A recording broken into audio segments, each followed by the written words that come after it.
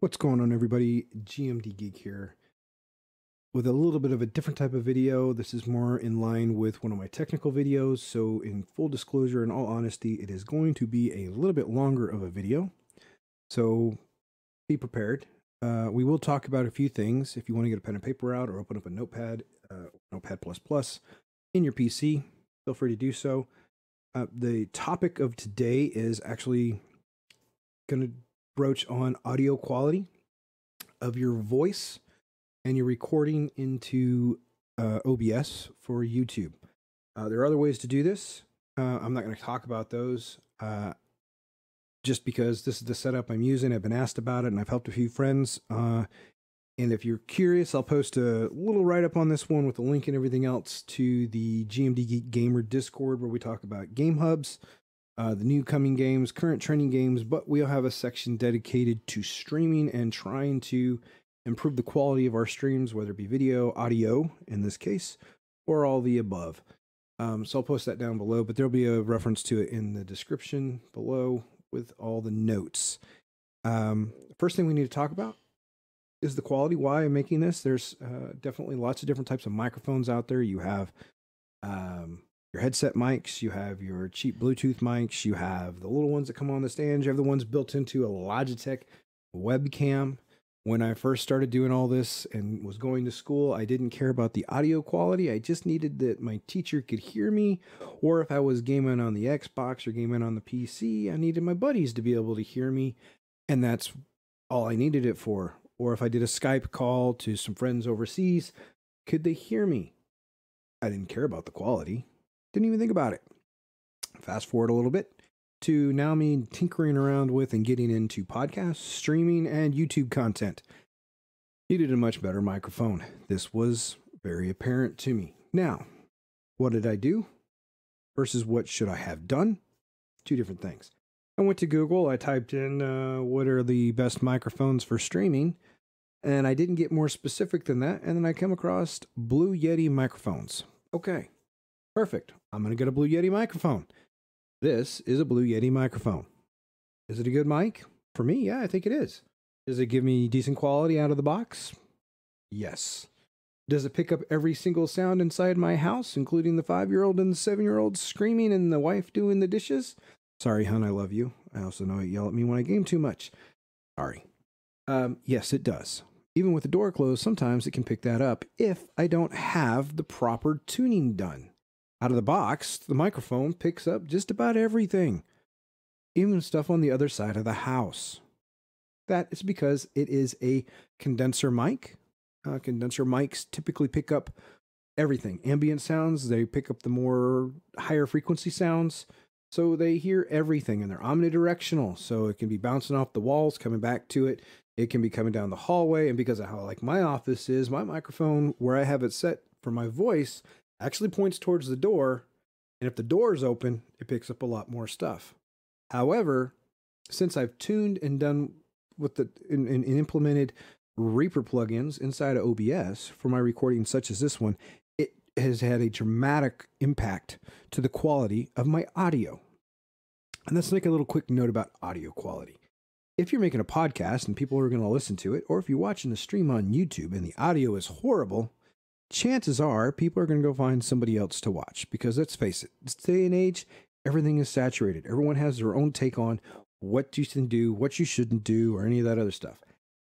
I'm just going to tell you what I did. It's up to you if you like it or not. If you find it useful, that's fine. Hit a subscribe, hit a like, and help me with more content as I provide it out there. We're going to be talking about audio. We're going to be talking about video. We're going to talk about the whole 9 yards throughout the gambit. This is part of a technical series. So again, if you want to know more about it, hit subscribe and hit the bell for alerts. So when I do post, you'll get an alert on it. Anyways, we're also going to talk about this again as a condenser microphone. If I had to do it all over again, I would get what's called a dynamic mic, which works on a different hardware level and how it picks up sound. It is a single directional mic.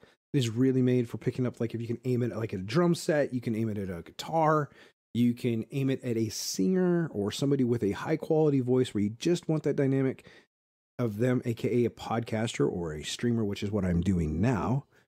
Dynamic mics are really made great for that, and they don't pick up a lot of the ambient noises that are all over the place.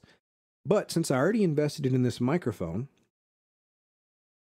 that's what I'm going to go with. And a lot of times, the setup that you need to be able to make this work with everything else, it's just a little bit less expensive. That being said, there is a really cool mic out there that you can get at Guitar Center. I don't know where else you can get it. I didn't think it was on Amazon. A friend of mine had it. It's called a Rode Pod Mic Dynamic. It's about $100 at Guitar Center, and it works really, really well for a dynamic mic on a budget. So I might get that later on if I have some extra disposable cash, although there's other things I'd much rather buy.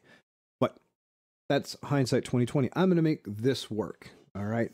So again, just to recap, dynamic versus condenser mics. Those are the two main different types of mics. We're not talking about the headset mics. We're not talking about the microphones built into a Logitech webcam.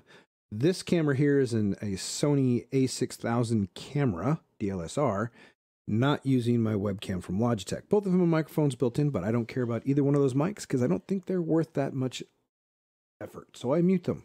I don't use them. Dynamic mic, single directional.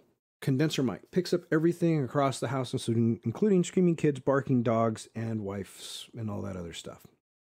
Why did I get a Blue Yeti? It's what I Googled, what came up. It was in my budget range, and I didn't want a cheap mic. I didn't want an over-the-top mic either. So my logic was, okay, I'll settle on a Blue Yeti. It was on sale during Christmas. I think I got it for $80. And then my learning experience started. All right. I do have two of them. You're like, well, if you said you just were going to do it again, you would get something else. Why did you buy a second one? I didn't really buy the second one. I didn't have an intention to buy the second one. I had the intentions of buying a boom arm, this thing right here, and a shock mount, this right here.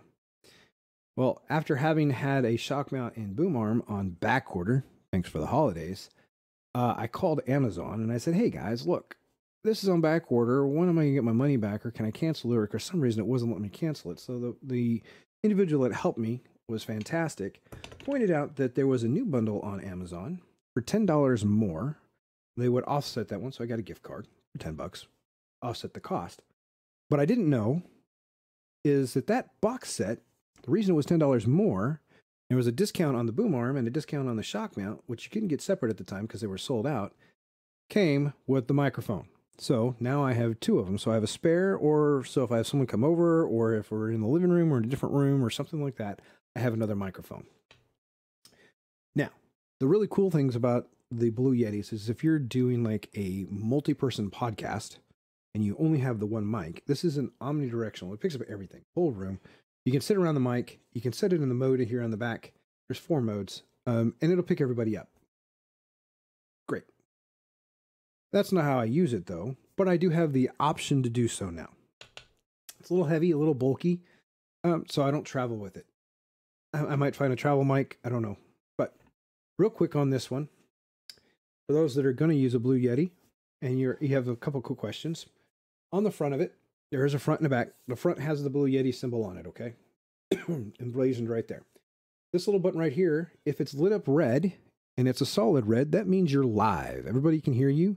They can hear you talking. They can hear your kids screaming. And again, the dogs barking, all the whole 9 yards, kit and caboodle. If it's flashing because you push the button, you push this little button to mute it, turn mute off and on. If it's flashing, that means you're on mute. Nobody can hear you, and you can talk for 20 hours a day and no one's still going to hear you. This happens to everybody in my Discord, every one of my gaming buddies, and even a few of the streamers that I know. They'll be talking and people will be seeing their lips move, but no one's hearing the words coming out of their mouths, and they're like, oh, I forgot I was on mute. So pay attention, a little blinking light. One of the reasons I have my mic where it's at is so I can see that little red. Now, that being said, I wish I would have gotten a different boom arm that lets me bring the microphone up from below instead of from above. The downside with this blue compass is that the arm position, the spring tensioner right here, doesn't let me actually set it to how I would like it to come. So I got to get a different arm. Again, that's down the road. When I make an additional investment or a new investment into a dynamic mic, a Go LXR mixer board, I will get a new arm that lets me have that kind of control. I was coming back to this. So we'll talk about these parts here in a second. This knob on the front is a volume control for headset. On the bottom of it, there's a headset jack right here that you can plug your headsets into. Traditional jack. I don't use it. I never have, so it's just really nothing that I use. And then on the back of the microphone, there's two knobs. This top one here is for gain. I have mine turned all the way down on here I turned it all the way down, just a smidge back, is seeing which works for me. This helps with all the ambient clicking, noise sound on the desk, everything else. And that's just the start. It is a very basic help for that specific kind of sound.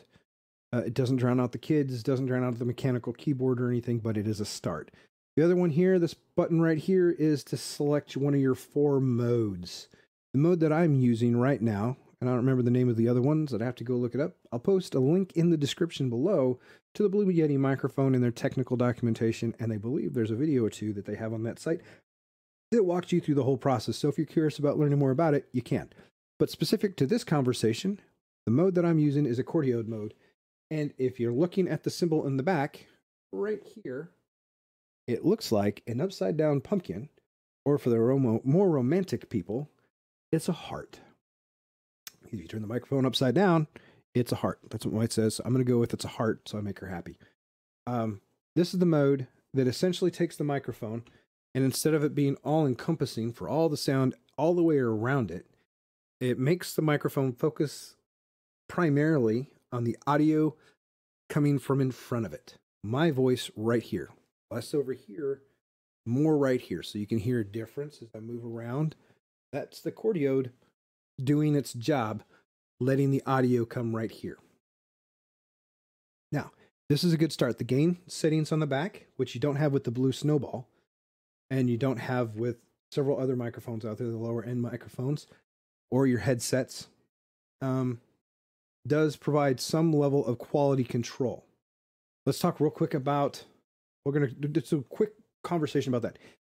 If you like a different video, let me know in the comments below. My friend Nitro bought recently a Blue Snowball, and I've had a few friends use them, and we've had a few friends get some Steel headsets and some Astros and all this other stuff. And depending on how your system is set up and your configurations go, sometimes they have what's called a problem with people hearing them on the mic. I got a great microphone, I got a great headset, it was really, really cool, but nobody can hear me in Discord, and they've turned the volume up all the way inside the microphone settings inside of Windows, and it's still not working. Well, there's a solution for it. There's a program called Equalizer Apo. It's a program, and then the interface with it, you have another program called Piece UI for Apo. It's a graphical interface, and I can do a video on all that. And what that does is that boosts your microphone audio sound so people can actually hear you. Gives you a little bit more control over things like gains and such that aren't readily available inside those. So if you're interested in making a video on that, please let me know. Chances are I probably will, just not right away. Anyways, we're going to go back to the Blue Yeti. The problem I had, and this is indicative to other microphones as well, they come with stands, and they expect you to set them on the desk next to your keyboard, typically, or your mouse. Or maybe next to the monitor, or if you have a little stand or something somewhere over there. The problem with this is because it's sitting on the desk, it's going to pick up all the vibrations. Okay, your mouse clicks, you bumping something, your drink, setting a drink down on the counter, if you have a hard desk, and or any of that other stuff, closing and opening, and all these other things, it's going to pick up on that. So that's why I wanted a boom arm. Get it off the desk, help resolve that vibration in direct proximity to my hands, my keyboard, and everything else. Now, the boom does not solve all of that. I had to get a shock mount. Shock mount helps resolve vibration issues. So I'm typing, that's what happened last time. So I'm typing on my keyboard, and that's what you're going to get. So I have shock mount to resolve the vibrations. And then I also have this little foam thing. I had a pop filter. You've seen those little circles that people put in front of their microphones? I don't like it. It hides my face. It makes it really hard to game and see the monitors. I already have a tough enough time with how this arm is set up to see my right monitor. I have 3 monitors, so I have to do this to see the monitor on the right half the time. That's semi-annoying. But that being said, I'm working with it. So they make these foam covers, and there's different quality of the ones. They have a $6 foam. This one was like $35, $40. And what that does is helps lessen the impact of a P sound or a hard T sound. Not to mention, as you're learning to talk at your microphone, do you talk directly at your mic? Do you get harsh with it? How far away are you positioning yourself from the microphone? All these things go in and contribute to that. That's stuff that you have to learn. That's stuff that you have to control yourself. Your physical settings, your physical setup, where you are in placement to your microphone is all up to you. I have found for the best quality sound for me, about 6 to 8 inches right here. I can swivel this mic back and forth depending on if I want to get comfortable. I also had throat surgery, so if I get a little quiet, after I talk for a while, it gets a little quiet. I don't really control it. I use the software we're going to talk about here in a few minutes to help compensate for this. But I maintain 6 to 8 inches. And if I want to get really dramatic and bring in some vocal dramatization to what I'm talking about, I lean into the microphone and I might try to do a deeper voice, or I might make fun at something, but I lean into the microphone to give that emphasis to what I'm trying to say. Most of the time, though, I'm right about here. Now, the other thing is, talking about the Cordial Mode again, I also have to be very mindful. It was very present on the first podcast that we did, that if I didn't pay attention and I leaned over here because I was a little less comfortable, or we got into somewhere, that my audio quality has lessened. So I need to make sure that when I'm talking, I'm within where I've set my microphone up for the best audio quality. I owe that to you as my viewers to do so. If I don't, you'll find somebody else, because we all know that if you're listening to a podcast while you're driving down the road, or if you're watching a YouTube video and you have a tough time hearing the person that's talking, you're going to go ahead and find something else to listen to or to watch. So it is my responsibility to you to give you the best quality that I possibly can, whether it be from using a good microphone with the best tuning that I can possibly do, or to a higher quality camera, or if I'm using a Logitech, using and buying the lights that I have to make sure that the quality of the video is where it needs to be. So let's come back to this. So I have the boom arm, I have the shock to help lessen the vibrations and all that other good stuff. Fantastic. Now what? Okay, let's move my OBS over. I'm using OBS Stream Elements. There's several different ones. There's OBS Studio, OBS Streamlabs, OBS Stream Elements. I have a few platforms. I use Stream Elements, lower impact on the system, more friendly, lets me do some really fast overlays on the fly without having to install everything, because it keeps in the browser. I'll put a link to this in the description below. So if you guys want to read about it, there'll be more there. Again, if you want to find more information on all of this stuff, go to GMD Geek Gamer Discord. Again, link in the Discord, or a link in the description below. We have a whole section that we talk about all this stuff. We'll put links in there. You can figure it all out, or you can ask questions. I usually respond if you tag me, and we're good to go. I don't really accept friend requests because there's a whole bunch of them, but if you post it and tag me, I'll be more than happy to respond. So what I use is OBS Stream Elements. It launches OBS, and I'm sorry if I maximize this, you get the mirror effect of eternity in it. Just, yeah, no thanks. So we're going to do this. But real quickly, how I set my audio up is what a lot of questions I do get about from my friends and from some of the people that I game with. They're listening and watch the streams. They're like, well, how do you have your audio set up so you're doing all of that without having to do this or this? Well, I have it set up a couple ways. A lot of friends that I know, a lot of gamers I know, they have everything come through their trusty headset. Game sound, chat sound, Discord, the whole 9 yards, everything comes through here. They're like, well, there's two settings, like on these Astros, on the Turtle Beaches, there's 2 different volume settings, so I can turn the game volume up or the game volume down, and then my chat volume up, so my people that are talking are loud and my game is quiet. That's fantastic. That only impacts the speakers in the headset. That does not, I repeat, that does not impact, nor does that control the audio that is being recorded by OBS or streamed to YouTube, Mixer, Twitch, whatever platform you're on. You need to do that in the OS software, or you need to do that in your recording software, in this case, OBS. So what I did is I have a couple setups right here. You can see I have a desktop audio. This is my Realtek audio drivers with my desktop speakers, which are some Logitech gaming speakers that are connected to the PC. And I have configured all my games and all my audio, YouTube, browsers, movies, VLC, whatever it might be, use my desktop audio. That's all that it's used for. It is not used for chat. It is not used for Discord. None of the above. It is only used for games. So what that allows me to do is if everything is getting, I can come in here to Discord. I don't have to create any custom filters or anything like that. I can come in here to OBS, not Discord, and I can set my decibel rating down to, what am I running at here? I think that's negative 40, 41, somewhere around there. And that helps lower the game sound inside the video. How many videos have you ever watched on YouTube where the guy's talking and you can't hear him because the game's way too loud? Well, this helps solve that problem for me. There's probably better ways to do it, but this is the best way I've found for me that was free. I didn't have to pay for Stream Elements. I already paid for my microphone. I don't have to spend any more. So I'm just using stuff that's already free. And for most of us, that's good enough. Okay? So I have that there. The other thing that I'm able to do through OBS is I can mute the game. So if I'm having a conversation on Discord and we want to really get serious about it, if I'm troubleshooting something for somebody, or we have a really sensitive topic and people really want to focus on it, I can mute the game. I can mute it right there and then on the spot. I don't have to worry about anything.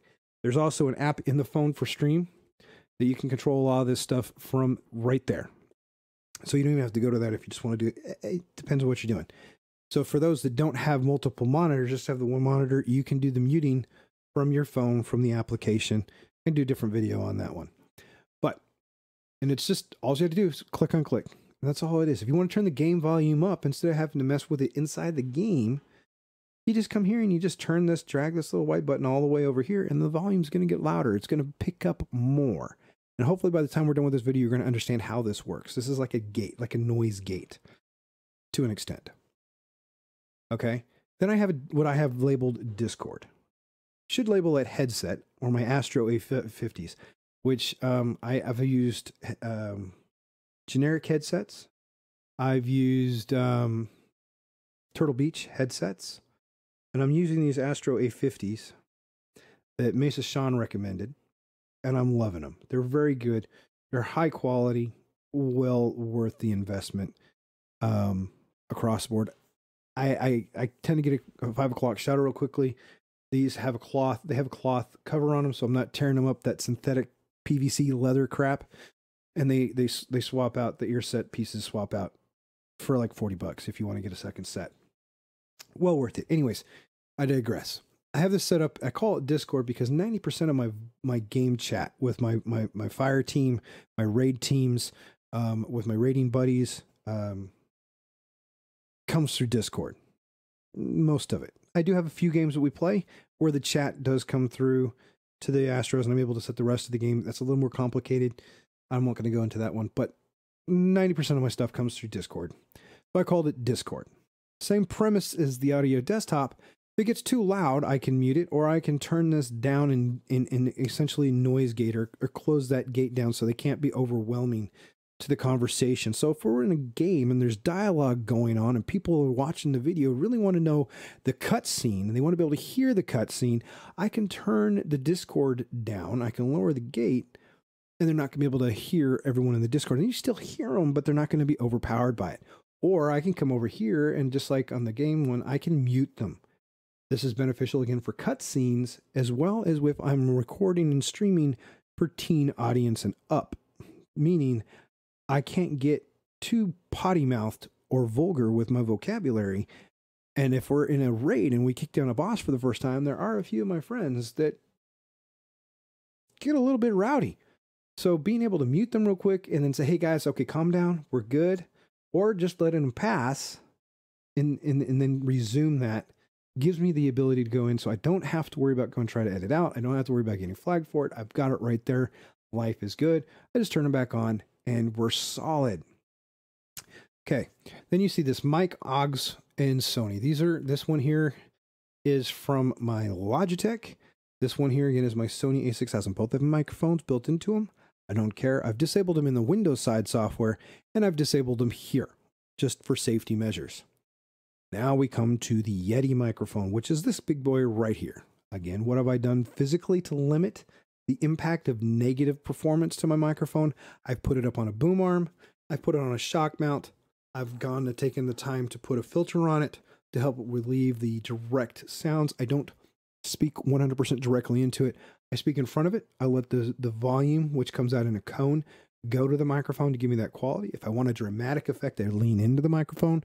And then, but I'm usually set up to be at a fair distance away from the microphone to be able to handle all of that. Then I've turned the gain on the back that comes with the microphone down as much as possible to eliminate the ambient sounds. It's not perfect though.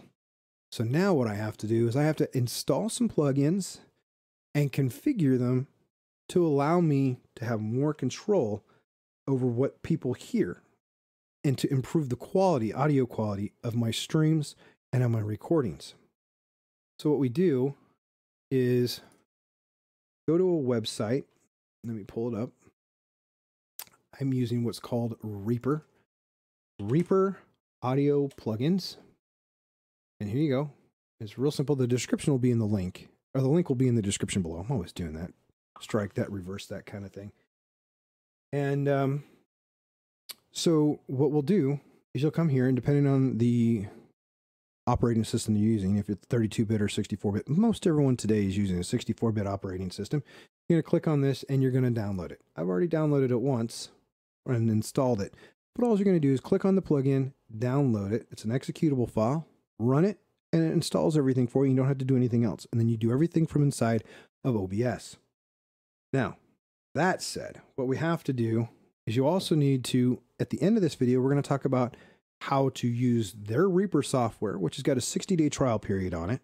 You click on download Reaper right here, download it, install it, and then when we get to it, you're going to have a pop-up window that says, this is a trial period. You got to wait a certain amount of time, You don't have to buy the software. You're going to use it to do some learning stuff, then uninstall the software. Pretty straight up simple and all that mumbo wonderful jumbo stuff. Anyways, I've already downloaded the drivers. I've already installed them. So we're going to just pretend I already did all that. We're going to close this browser down. Okay, and then you're going to notice here in the Yeti, you have a gear symbol. This is for settings. You come here, you click on the gear settings symbol for the Yeti to the right of the Yeti, and you click on filters, and you notice that I have 3 filters that are set up. I have called them Noise Gate Reaper, I have called it Equalizer Reaper, and I've called it Compressor Reaper. So that being said, you're like, all right, what does that all mean? Let me give you the quick down and dirty for which each one means, because I had to look it up myself, because originally when I first started this entire adventure, I was not 100% sure what they did. It was just some people saying, well, you need this, and you need this, and you need this. And I'm like, okay. And then the tech side of me, the geek in me went, why? I'd like to understand what I'm doing. Do I understand it 100%? I understand most of it. Am I an expert on it? I'm not going to have that claim to fame. I never went to college for that. I went to college for security, cybersecurity and IT stuff, not to be a studio tech engineer or anything like that. But what I can tell you is a noise gate controls a threshold. You establish a threshold that opens and closes a gate. All right. And what that means is as people talk, there's more noise or less noise. So you have a threshold that you set. You have an attack setting inside of that threshold that determines how quickly that gate is opened, and a release determines how quickly that gate closes. All right. And then, the range and everything else. But essentially what I'm using the noise gate for is things such as my keyboard, my mechanical keyboard, or my clicking, or my vibrations, or sounds that might be coming from the phone, or ambient sounds like from the TV when my kids are in here playing Minecraft and I'm streaming, or something like that. This really does a good job of eliminating that excess sound. Or if they're in the other room or in the kitchen or something, screaming, yelling, playing, having a good time, giggling and all that, making the dog bark, or the dog running around on the hardwood floors with his nails and everything. This does a great job of eliminating that sound. Again, it's a noise gate. It's only letting through it helps to let through only what I want it to let through. And I set those thresholds. So we'll go into that here in a little bit. Then you have a compressor. I'm skipping around a bit. The compressor essentially is a guard, you could say. So if I get really excited, this compressor is going to take that peak noise that comes out of me when I just yell, yeah, touchdown, or something like that, and slams that into a ceiling and says, oh, no. You stay down here so that when it comes to you, as the viewer, my responsibility again is to give you quality audio. It helps prevent that from happening. Helps you prevent you from being blown out or having, I'm sure we've all heard there's guys driving down the street in their cars with the radio turned up all the way and it's rattling and it sounds like complete crap. They're blown out their speakers. Well, the compressor helps prevent that from happening when I get too loud on my end. Helps prevent that from happening on your end. So think of a compressor that way. Then there's the equalizer, okay? The equalizer, I saved this one for last, essentially is how you're going to tune your voice. You can come in, you can use a high pass to get rid of the really low, rumbly, grumbly stuff that might not be so pleasant to someone's ears. You can use a high shelf to get rid of the nasally sounds. And then you can have a couple other bands in there. By default, it comes with 4 you have that you can mess with. I wouldn't add more than that, which we're going to talk about. Unless you're really, really solid and you really know all this stuff. But this is essentially what I did to bring a little bit more quality and control to my voice and the audio that I present to you as my viewers. All right, so with that said, if there's questions, please let me know below. I installed what's called some VST plugins from Reaper. Okay. VST, you're like, oh, that's another file type. That's fantastic. It means Virtual Studio Technology. It's software specifically designed for digital audio synthesis and sounds and signal links. Everything in audio is a signal. Okay. And it's based on frequencies and strings and decibels and all that. I'm not going to go into all that fun stuff. There's a lot of things you can go do and read about. I can post a couple things again in the description or on the Gamer Discord if you're more curious about it. But that being said, the Reaper plugins are VST file plugins. To set them up inside of OBS, again, what you do is you come in to your OBS settings and you go find your microphone. Go to the right of it, you click on the speaker or the settings gearbox and you select filters. Chances are, if you've never set them up, you're not going to have any filters in here. So the first thing you're going to do is you're going to come to the plus symbol. Okay, and you can see right here, if you haven't installed them, then you won't have the VS2X plugin. Once you've installed them and they're successfully installed, typically a reboot is involved, then you will be able to come here. You'll click on the VST and you'll name it. So I set up my Noise Gate Reaper first. It just goes Noise Gate Reaper. Okay, now I'm not going to click OK because I've already set one up. If you click OK, it presents you with another window, or you have to choose a plugin drop-down. And since I can do that here, I'm just going to click Cancel. I'm going to highlight my Reaper, and you can see that there's a whole bunch of different plugins to choose from. In this specific case, for the Noise Gate Reaper, we are going to choose REA Gate Standalone. Standalone system, REA Gate. Noise Gate. Makes sense, okay? And then you click on OK, but in this case, don't have to. Click on Open Interface. Open Plugin Interface to configure it. So now what we're going to talk about here is how you're going to control the audio sound that your PC is going to pick up during the recording, or your microphone is going to pick up and present to the PC in the recording software. I don't remember the default setting on this one. Most of the people that I've talked to, most of the videos that I've watched, most of the users I've talked to, depending on how much loud ambient sounds and everything else are in their environment and how well insulated they are, if they're in a bigger room, most everybody floats between a negative 25 dB and a negative 29. Okay. I run around 25.5. This is after a lot of tuning. Again, as I said, I had a fusion neck surgery year and a half ago. So as I talk more, my voice gets tired faster and I tend to get softer. So I might have to lean in or lean out. It just depends. I can usually tell by the feel in my throat. Anyways, so you'll see right here, I have tuned this environment to be, to a certain setting. All right. And the noise gate is going to prevent the ambient sounds like my keyboard clicking. I'm clicking here from being picked up so much. So you can see if I'm clicking, I'm going to stop talking here. I'm just going to click and let you guys see. It might pick it up a little bit, but it's not going to too much. So it alleviates my mechanical keyboard watch. I did several clicks and it stayed below this bar right here. Hopefully it doesn't come up in the video when we go later. The other thing I've also done is I've balanced my voice. So at negative 25, I try to keep my voice in the top of the green, minimum of the yellow. That ensures that I'm getting a good quality sound, that I'm being heard, that I'm not being distant, that I don't have an echo or anything like that, but I'm heard. Okay?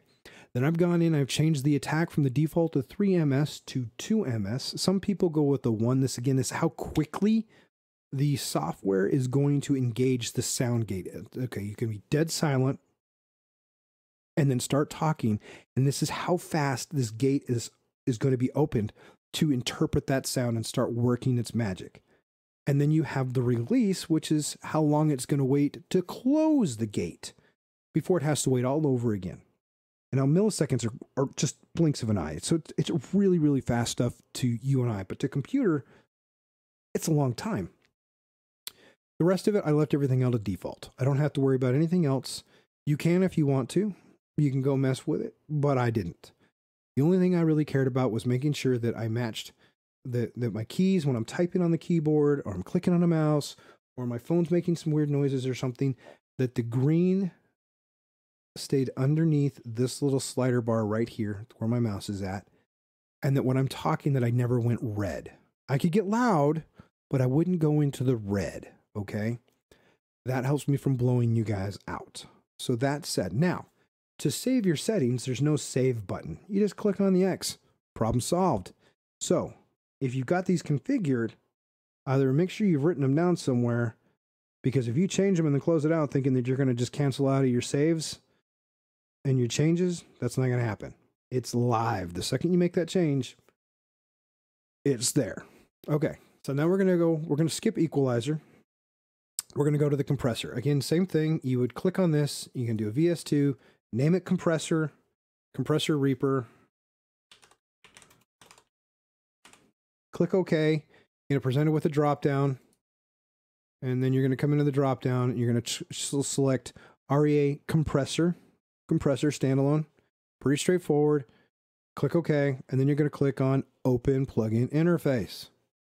Now, this looks a lot like the one we were just at, except you'll see that I'm running a minus 16 dB or decibel instead of a minus 25.5. What this window does, the compressor does again, as I told you earlier, is this helps me from blowing you guys out if I get really, really super loud, or my kid's coming in playing tag and or she's crying. I have a 5-year-old and 7-year-old, anything goes. It's dad life. You know, and then sometimes I get lost in a game or something. I get some wife aggro and she'll get them in and you'll be a little upset as well. And if you're watching this, I'm sorry for all that. And I do love you. Anyway, so I set this and you can see that there's more animation over here. So you can see whenever my compressor is kicking in. And it's very cool to see what happens when the puh sound is used. So people are wondering about those pop filters I was talking about a little while ago, why those are so important. Typically when you do a T sound or a puh sound, you get a lot of wind that comes out of your mouth and the microphone's going to catch that. So a lot of those voice over artists and everything else, they have these really nice setups, but everything I've ever watched, they're never talking directly at the microphone unless they're controlling their verbiage. And usually when I see them getting ready to use a P, they look down or away from the microphone, or same with the T, because that air coming out, they're controlling that aspect of it. The compressor helps deal with that by clamping down on those peak sound signals. What that means is you can get not super loud, I mean screaming, it's going to help lower those down and everything. But when you get harsh with some of your dictation and some of those words that come in, this really, really helps out with that. Now, that said, there's a few settings you do have to be very mindful of. Again, we're going to talk about attack, how quickly this opens and closes. I left mine at 3 to default. I've had it at 2. Didn't notice any difference. I just ended up back at 3. That's up to you. Ratio, though, is where you're going to have the biggest impact. I ended up with a 6.5. I think it defaults, it starts at 4 or 4.2. One of my gaming friends, one she uses a 5.8. She has a softer voice, so it's not as harsh, but she's a little more underspoken. So she puts it a 5.8 to leave it more forgiving. I have another friend, he runs at 6.2. Again, though, this is also based on their mic quality, the pitch of their voice. Do they have a deeper voice? They have a more nasally voice, a more high-pitched voice. All this comes into effect. You have to try this and learn it to see where it goes. So what I focused on is I went to a 6.5. Most of you are going to settle on somewhere between, my guess, best guess, is a 5.2 and a 6.5. Somewhere around there. Play with it. But the biggest thing you have to be mindful of is set your decibel rating. Make sure that this setting over here, the 16, and most people are between negative 16 and negative 19, that the combination of this setting here, your ratio setting, allows you to maintain a verbal dictation. Again, top of the green, bottom of the yellow range. You're going to see the compressor turning on. If it gets too much, then you either turn it down or turn it up. I can go in more details, but I'm not, I mean, we can talk about it. This is just a quick video. Not really quick. It's a little bit longer, but you know, you get the idea. You can play with the settings over here to adjust it. You can play with your ratios. The rest of this stuff really doesn't make much of an impact unless you really get into the nuts and bolts of it, which we're not going to get into. So again, the compressor is going to help with the spikes and the peaks in the volume. Your dictation spikes. If you get really, really loud, it's going to clamp that down so the person that are watching, the viewers that are watching your video, your content aren't going to get blown out. They're not going to go, oh, dang, what the heck was that kind of thing. All right, so that's what's going to come into it. Again, no save button, just X out. It's going to save your changes. All right, now we're going to go into the equalizer, okay? Equalizer, this is where you're going to tune your voice. This is where you're going to make it sound how you want it to sound or match how you think it should sound in your head. Because we all know that when we hear ourselves talking back on the phone, hear ourselves on YouTube, we're like, do I really sound like that? Is that how it's supposed to sound? Well, this is going to help you tune it so it sounds how you think you sound in your head, or let you make it how you want it to sound. Again, same thing as before. You just click on the filter to add it. You click the plus sign. You're going to add another VS2X plugin. This time you would name it Equalizer, Reaper, and then click OK. And then you check your drop down. Click OK again. In this case, it's a Reaper. The plugin that you want is the Reaper EQ. Equalizer, EQ, got it. Standalone. Everything is standalone. Once you've got that selected and you're okay, you're going to open up the plugin interface. Now, this is where life gets fun, because you can see the wave, the audio wave that you generate every time you make sound with your mouth, or click, snap, whatever you want, or you have game audio. In this case, this room is dead quiet right now. It's just me talking, so you can see that. There are 4 tabs that are here by default. We'll go to the first tab, and I set the first one to high pass. All right. This cleans up the lower bass, grumbling sound, raspy gravel stuff that are in your voice that are lower based. Okay. Sounds counterintuitive since it says high pass. Why wouldn't it get rid of the high stuff when it's really getting rid of the low stuff? So that's the front end. And then on the back end, I go to number 4 and I use what's called a high shelf. A high shelf helps clean up like a higher pitch and clean out some of the nasally sound across the board. And then there's the 2 in between, the 2 and the 3. These make the biggest impact, I think. I run a gain of a +5 for my number 2. And I run a negative, I think it's -4. Yeah, -4 gain on my number 3. Okay. Now, when we're talking about your voice wave, it's like a roller coaster. It's got an up and a down, an up and a down. All right. High pass is going to clean out the low down. Then you're going to do a pass on your top. And you're going to do another pass on the bottom. So you're trying to do averaging and bring it out. So you can add more if you want to try and get a lot more quality, a lot more fine tuning. But the more you add, the more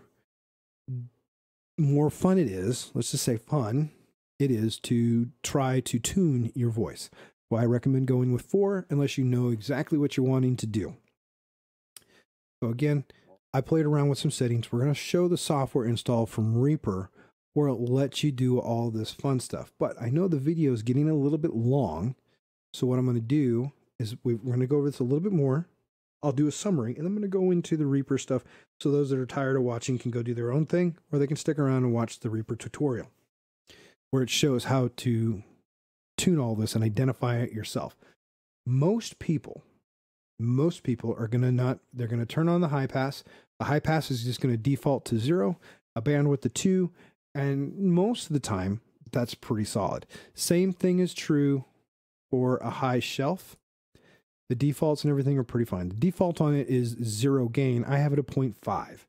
All right, and that's for when my voice gets tired or gets a little bit raspy. It helps bring that higher pitch back down and consistent with my regular voice.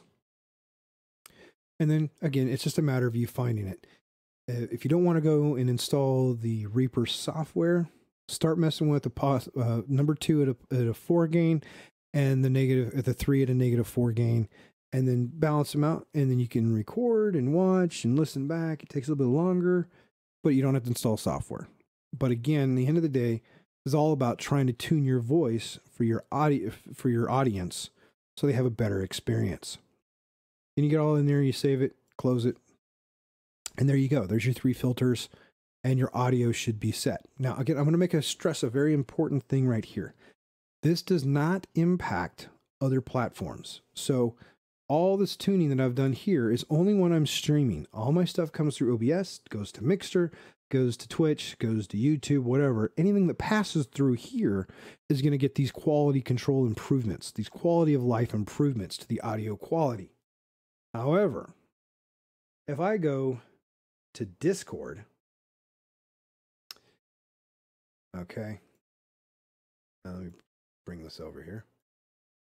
It does not, if I come onto the voice channels like we have set up here in GMD Geek Gamer, those voice channels don't use those settings. They have their own drivers, their own audio sounds. So you can see right here, they're saying, do you want to use this video? That's for your camera. Or for voice, do you want to turn off echo cancellation? Do you want to do your noise suppression? And look, there's automatic gain control. So they're trying to take care of that. Because it's pretty good stuff. However, it's not the best.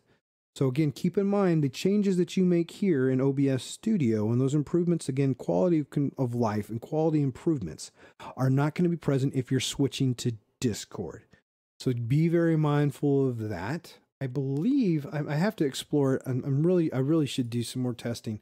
The that EQ APO the Equalizer APO, that program I was telling you about, my friend Nitro told me about, that is based OS level. So I'm very curious to see if that applies to an OS level, if that would actually apply across the board, and what kind of quality control improvements, gain control, audio noise gates, all that stuff that I could apply to it. But I digress. That's a whole different video and different subject. Just be mindful of that.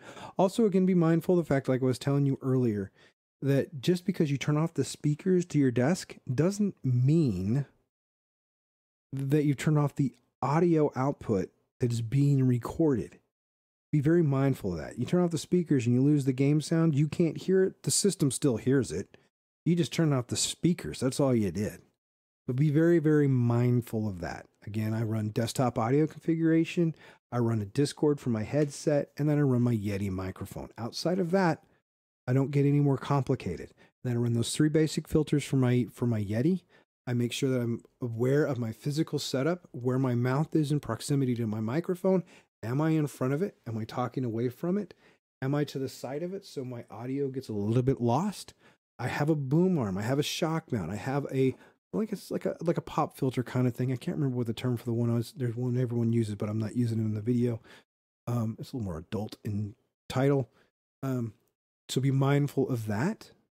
Be mindful of the ambient noise when you're streaming or recording. If you're making content, do your best to be in a quiet environment so you're limiting your distractions. If you're streaming, it's a little more casual. But also be mindful that you have a responsibility to your viewers to provide the best audio quality that you can. All right. Now, if you all have questions, please hit me up on Discord. Hit me up in the comment section below. I'd be more than happy to help answer those questions. If you want more content like this, there'll be more to come in a video technical tutorial series. I think I'm going to tackle cameras next. Be sure to hit the subscribe button, hit the little bell for reminders or whatever, notifications when I do post them. I try to post videos once a week. I'm not the best at it. I'm trying to get consistent with it. Now, all that said and done, go play with the settings, learn what works for you, and do some recordings. What I'm going to do now, for those that decide to stick around, is I'm going to pull up the Reaper software. Now, when you open this, it's going to have a little license window that pops up. You get 60 days to try it, okay? And you can't launch right away. It's going to have a little button that says buy me, parenthesis, with I think it says a 4 in it, parenthesis, and you have to wait for a countdown. So you launch the software, go something to drink, go visit the restroom, go hug on your kids, mug on your dog, whatever else, come back. But it takes about 5 minutes, maybe 2. I don't know. I might be exaggerating. It takes a little bit for it to go away. You just click on then and you just click on trial. This is not software you need to buy. It is good software. If you decide you want to start messing with learning how to do OS or audio recordings and tuning and splicing and all that stuff, this is a pretty decent little program. I don't use it. I use it specifically to help me baseline where I'm at. A lot of the stuff that I've read and seen in multiple videos from dozens of different streamers, the settings that I'm using are pretty much close to what everybody uses. And then so you can use those as baseline. So you really don't have to install it unless you want to. I need to remove this track. Remove the track. And we're at the basic default settings when you launch. And all you're going to do to do this fun little project right here is you're going to right click here in this empty void space and you're going to choose insert a new track. All right. Straightforward, simple so far. And then you need to arm and disarm. My volume's a little high. So I'm going to leave that on. Last time I turned it off, it didn't work inside the audio. So please bear with me. And then I'm going to record a phrase and we're going to play it back on a loop. I'm going to come to the FX. You need to choose REEQ. And this looks familiar.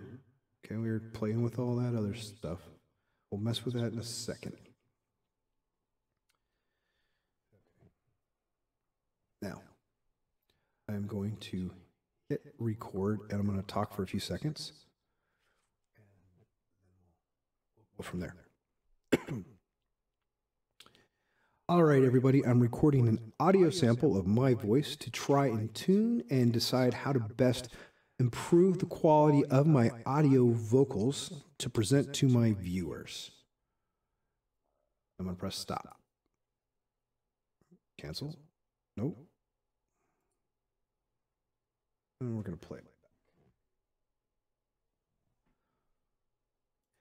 All right, everybody, I'm recording an audio sample of my voice to try and tune and decide how to best improve the quality of my audio vocals to present to my viewers. I'm going to turn that down. All right, everybody, I'm recording an audio sample. Oh, I guess I could have turned it down there. And decide how to best. So what we're going to do now is we're just going to come here and I'm going to press pause real quick. And I'm going to come in here, I'm going to turn a few things on. First is number 1. I'm going to set the high pass. The default's to 0. I'm going to go to number 4. That's already set to high shelf. Don't have to mess with that. What I'm going to do now is come back and play what I recorded. All right, everybody, I'm recording an audio sample of my voice to try and tune and decide how to best improve the quality of my audio vocals to present. So we stopped it. Turn this down real quick. I'm just going to come to 2. I'm going to make that a 4.5. I'm going to just drop this down. And you guys can see real quick what happens. I'm going to press stop. All right, everybody. The echo doesn't help much. Sample of my voice to try and tune and decide why it's doing. Improve the quality of my audio vocals to present to my viewers. What is picking that up? I'm going to press stop. All right, everybody, I'm recording the hello. You get the idea. This is where you're going to come and you'll pick all that stuff up. I got to figure out why that echo is coming through so bad.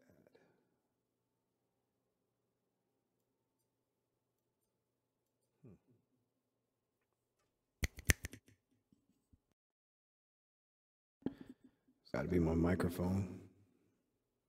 Ironically, this is a video on how to tune your stuff down.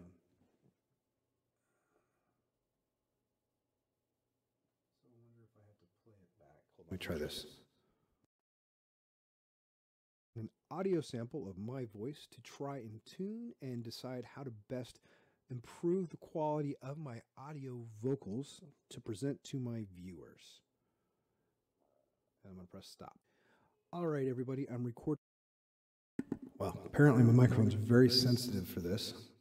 So, as you can see, if I turn that down, I'm going to mess with my volumes here. I'm going to come back to the 2. I'm going to go ahead and make it a 5. I'm going to go to the 3. I'm going to make it a -4. Let's go to 4.5. Leave everything else. I'm going to mute the microphone and then replay it. Recording an audio sample of my voice to try and tune and decide how to best improve the quality of my audio vocals to recording an audio sample of my voice to try and tune and decide how to best. So when I turn this back on, in the next playthrough, I'm going to go ahead and mess with the 2 position and the 3 position and just keep listening as it loops through how that impacts the quality of the sound. And all you're going to do is, if you're learning this, you just play with these until you find a setting where you think your voice sounds what you want it to sound like. Write those down and then just go into OBS, go to the equalizer and put those settings in. I'm going to just do this real quick and I'm going to end the video so people don't get too bored, make too much fun of me and give me the thumbs down. All right, so here we go. I'm muting my mic and I'm going to play this on a loop. I'm going to mess with the number 2 and the number 3 and you can see what happens.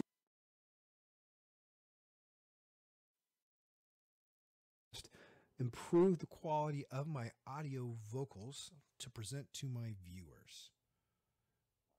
And I'm going to press stop. All right, everybody, I'm recording an audio sample of my voice to try and tune and decide how to best improve the quality of my audio vocals to present to my viewers. And I'm going to press stop. So, as you can see, by learning how to control those and change those pitches, change those settings, whether it be a positive gain or a negative gain, you are able to balance out your voice to be more clear, have better quality and better tones to it. And then you can just write those down. Come to number 1, if this is what you decide, this is your best settings, you're going to write down 0 gain, 2 on the bandwidth, 100 for the frequency. You go to number 2. You're going to write down, okay, I'm going to gain a 5, everything else, frequency, 3, 4, you can write all that down, or you can screenshot it, or if you have 2 monitors, you can leave this up, go to OBS and put it in there right away. That being all said and done, that pretty much covers everything I wanted to talk about in this video. If you've got questions, comments, and leave them down in the comments section down below, or hit us up on the Discord, and we'll be able to get back to you the best that we can. Again, I thank you for your time, everybody. Hopefully I didn't bore you too much, and any suggestions or requests for new videos, let me know. Thanks again. Have a great day.